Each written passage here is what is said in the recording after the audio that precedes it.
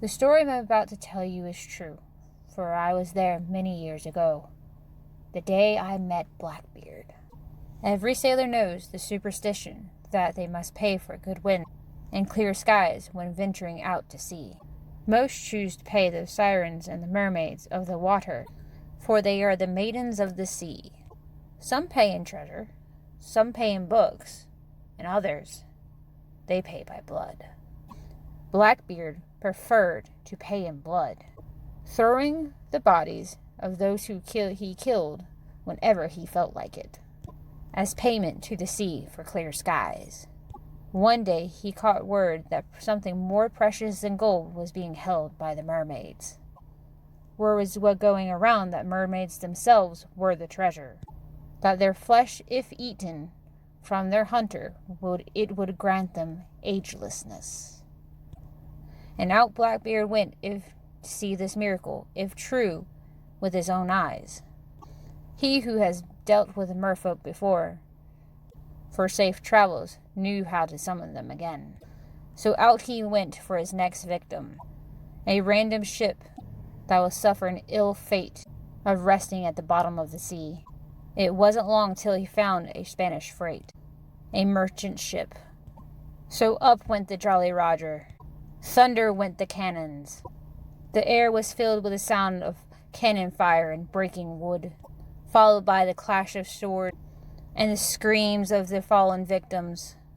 Then the sudden splash as the bodies went overboard into the sea. With so much blood in the water, first came the sharks, then the merfolk, maidens of the sea that gave rest to the dying.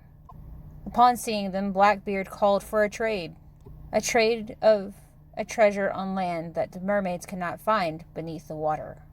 So the deal was struck. The merfolk would grant him 5 years of clear weather when the deal was made. They would meet him on an island at dawn that could not be found on any map made by human hands.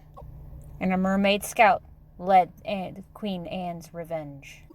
The mermaid pod waited for and circled the ship, waiting for the treasure to be held over the side so they can sing their song of storms and grant him the blessing of clear weather. But the treasure did not reveal itself, nor did it drop into the sea. I watched from my rock as my clan waited for the humans to take heed of their deal. When there was no coming of the treasure, 40 cannons lit up the air, casting large nets over my people. Like fish in a barrel, pirates hung over and with harpoons and started spearing the merfolk. It was a slaughter.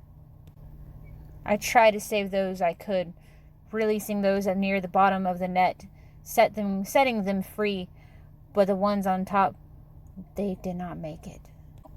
Sharks did not come when the blood hit the water. Mermaid blood in the water is a bad omen to any sea creature. Therefore, no shark will ever dare to seek it.